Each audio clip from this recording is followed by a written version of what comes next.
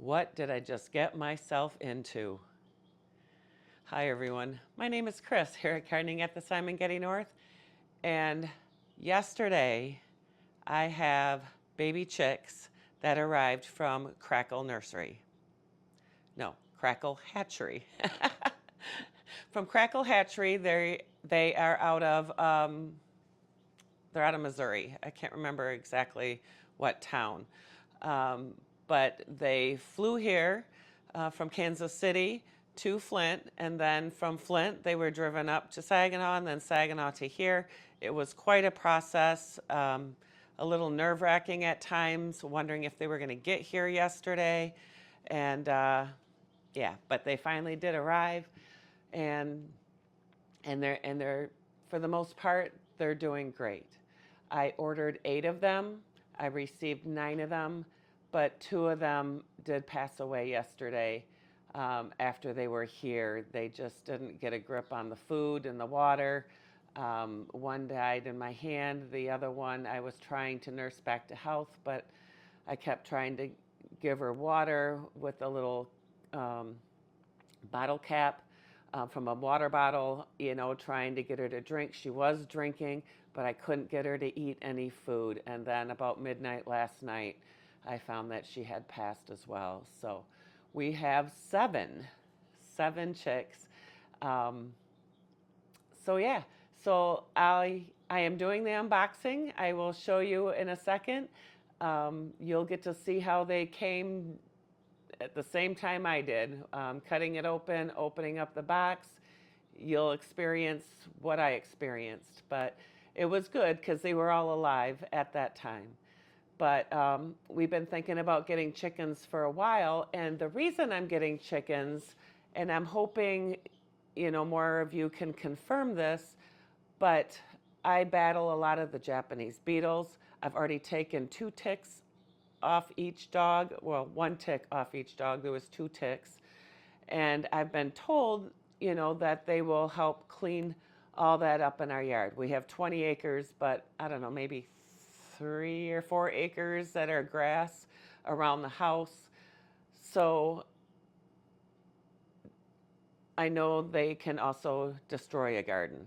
So what I'm thinking is that you let them in before you plant and all that, and then keep them away from it, or not let them free range by there, or just keep them in their run until after gardening season and then let them back out and then clean things up. So it's kind of a gardening video. I know I said my next video would be gardening, but the chickens are going to be involved in my gardening. And I'm also considering doing the deep litter method to help keep their coop warm in the winter, which is also excellent for gardening compost. So, yeah. So that's what I'm thinking. I'm definitely a first-time person having chickens. This is something out of my norm. So I did get some books. Heather from the Needy Homesteader has been awesome helping me go through this process because, oh my gosh, I didn't think it would be as stressful but now everything's fine. The chicks are doing well. And so I think we'll go ahead and I will show you the unboxing and then show you, I did forget to have the camera on when I was introducing them to the water. I really bummed about that, but you'll get to see them moving around when they first got here. And then I will bring you back to this morning and show you the 7 and how they're doing this morning. So, all right, without further ado, let's check out that unboxing and see how they did yesterday, and then I'll show you how they're doing today. So I thought while I was waiting for the new chicks to arrive, I would show you my setup. I got some of this stuff from Amazon, this stand with the heat lamp and the feeders, and the cardboard box is going to be temporary. I have another container that I'm going to use for a brooder in about a week or so, but it's coming tomorrow, but it has a screen lid on it. So once they start getting bigger, they can't escape and be running around my pantry room. But I also have a thermometer in here to show the temperature of how the temperature is in there. So Crackle recommends being at about 100 degrees when you first get them. And they don't recommend a brooder plate until about a week. So I'm only going to be doing the heat lamp for about a week. I got a brooder plate coming, and I also got a heat pad, a hard heat pad that I'm going to put in there as well, and then get rid of the lamp so it's, once they don't need it, because we just need to keep them like right now for the first few days, like 100 degrees, and then 95, and then about another week to 90, and then just gradually bringing the temperature down for them to get used to. Once their feathers come in, then they can regulate their own heat. I do have a water dish. It's in my kitchen right now. I'll be bringing that out when they come. I warmed the water up a little bit so it's not cold water going into those little tummies. So it's been an emotional morning. Not sure if they were going to come today or not, but it looks like they're on their way. And I'm just anxiously waiting for them to show up. And I got these little perch things that they can stand on and do their thing. I got 2 of those in there, and I put the cardboard in there for a little bit to try to keep the food a little bit contained, and so they don't get confused with the shavings and the food. But I'll probably eventually take those out, or we'll just see how they do today. I'm just going to be watching them very close once we get them, and once we do get them, I will open the box together and we can see how they arrive together. So I'll bring you back when they arrive. They are here. You can tell I haven't even opened the box yet.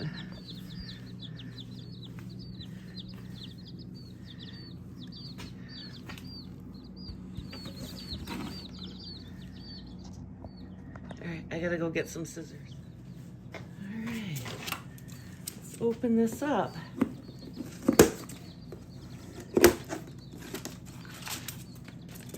There should be 8. Ooh.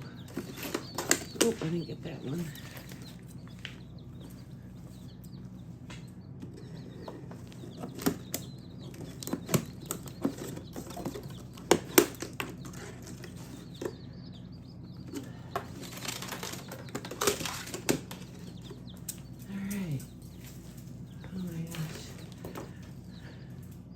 Nervous and excited all at the same time. Oh my goodness.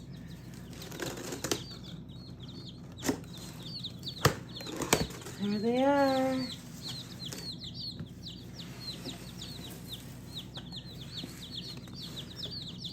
One, 2, 3, 4, 5, 6, 7, 8, 9. Looks like we got an extra one.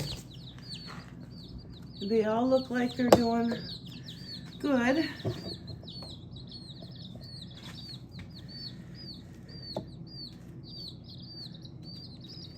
All right, let's show them their brooder and show them the water, and let's get them acclimated to their new home.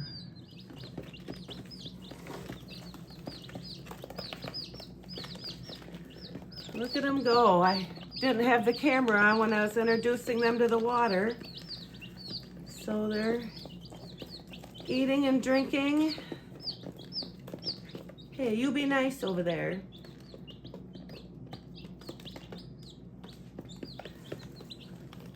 Hey, you guys want some food? Hey, some food. Here, some food.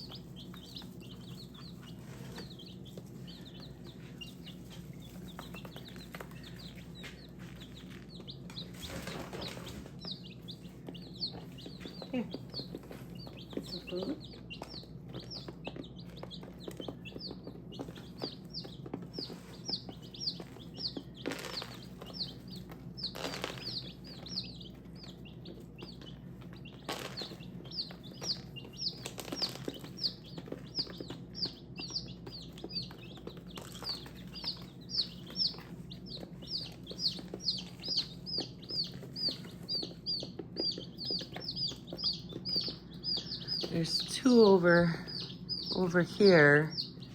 I'm trying to get them to get some more food, but it looks like they want the heat right now, but they haven't had much food. These guys over here, they've gotten it figured out, it looks like. They're over here drinking and doing all the stuff.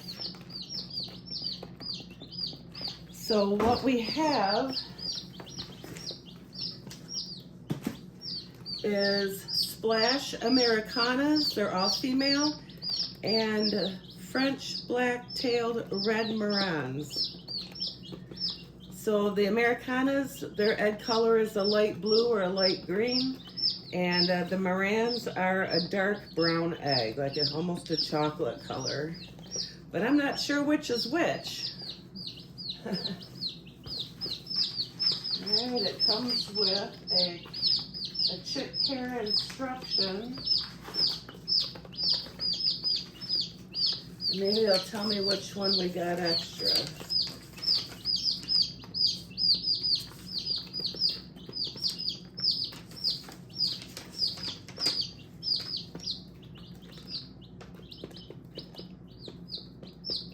Purple-headed.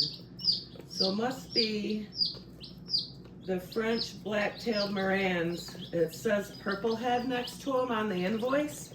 So they must be the ones that have the purple on their head, I'm guessing. All right, I moved that food over closer to the heat lamp where those two are kind of hanging out. And it looks like they're kind of finding it.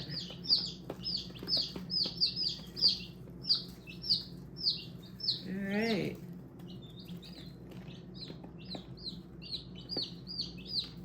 I have a supplement in the water for some extra minerals and stuff, and their grit just came, so I got to figure out how to give them that, if I need a different container to put it in or how I should offer it to them. But they look like they're doing really well. We'll come back and check on them in a little while.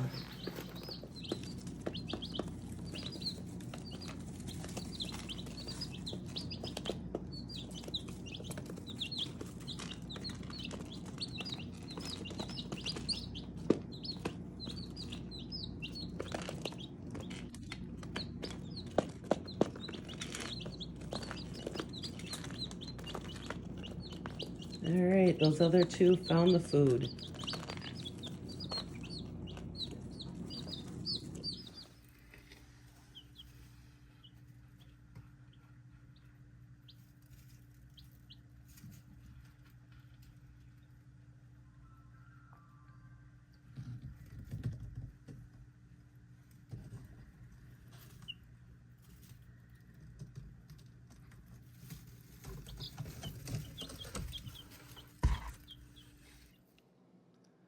There, you can see all 7 of them. They're kind of all huddled around around the light. They're not directly underneath it, which I believe, they're regulating their own temperature.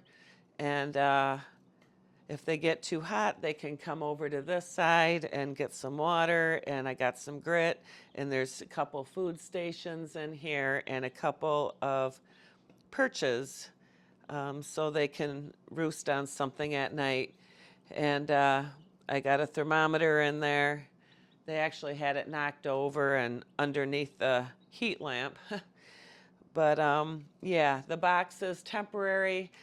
I'm getting a tent thing. It's a round circular tent thing that's got screens kind of all around it. And then it also has a screen top you can put on it, because these girls, have already been, kind of testing their wings. In about a week or so, they're going to be able to try to fly out. So I need to keep them contained. The other thing I want to know is if any of you have shelties out there or a hard time with a herding dog being nice to the chickens. How did you break your dogs into not hurting your chickens? Because I really want them to be able to free range at times when the dogs are out, but, leave a comment below and let me know what you think.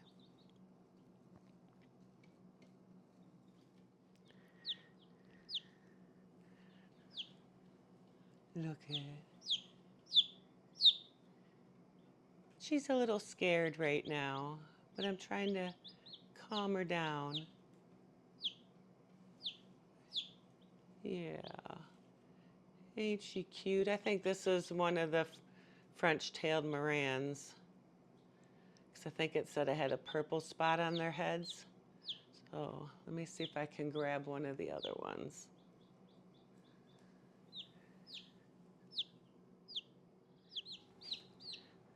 Here's another one. Ain't she cute?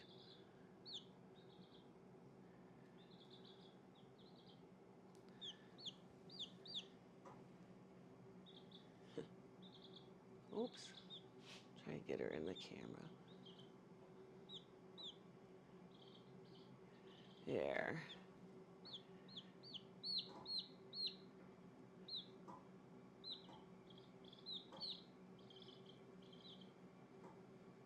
There.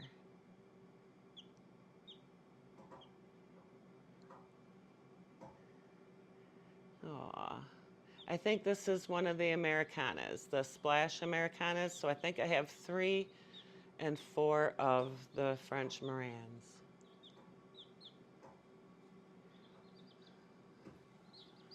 All right, and we'll put her down. So there they all are, huddled over there in the corner.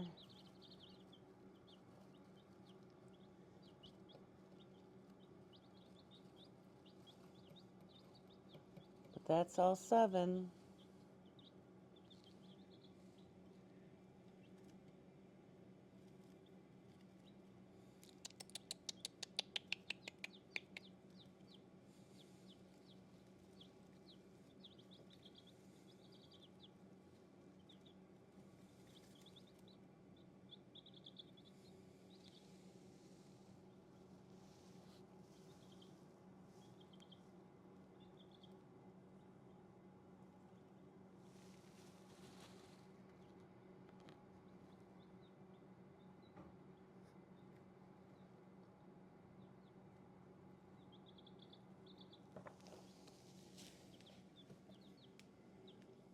Aren't they just the cutest little buggers?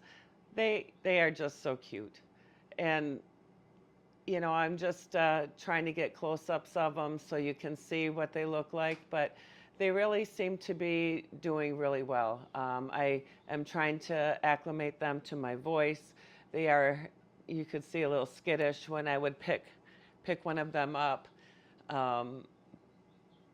But I just kind of try to talk to them, pet them a little bit, and then let them back down so they don't freak out and just kind of get used to me. So that's kind of what I'm doing right now. And I really would like your help on how to acclimate 2 Sheltie herding dogs to be able to accept the chickens, because they chase anything and everything that they see on our property. If it's deer, rabbits, turkeys, squirrels, chipmunks, they chase it. So I don't know how this is going to work out, but any advice is definitely helpful to leave in the comments below. So I hope you enjoyed this video. I definitely would like some first-time chicken owner advice, and let me know what you found helpful, what you wouldn't do again, what would you do again. And just leave that all in the comments below, because I'm going to need your help. And I will definitely keep updating the chickens as they get older. And we already bought a chicken coop. It was delivered, but we still need to do the run and then get that all ready. But we have a few weeks, I'm told, before we can even put them out there. So like 6 to 8 weeks maybe, until they are fully feathered. Then they can go out. So we do have some time, but time does fly, and we need to get on it sooner than later. But yeah, I hope you enjoyed seeing the baby chicks as much as me. But yeah, it's going to be an experience. Like I said, I've never done this before, and any advice is welcome. So I hope you like this video, and smash that like button if you like those little baby chickies. And yeah, live, love, laugh, and garden. Hope to see you at the next video. God bless. Bye.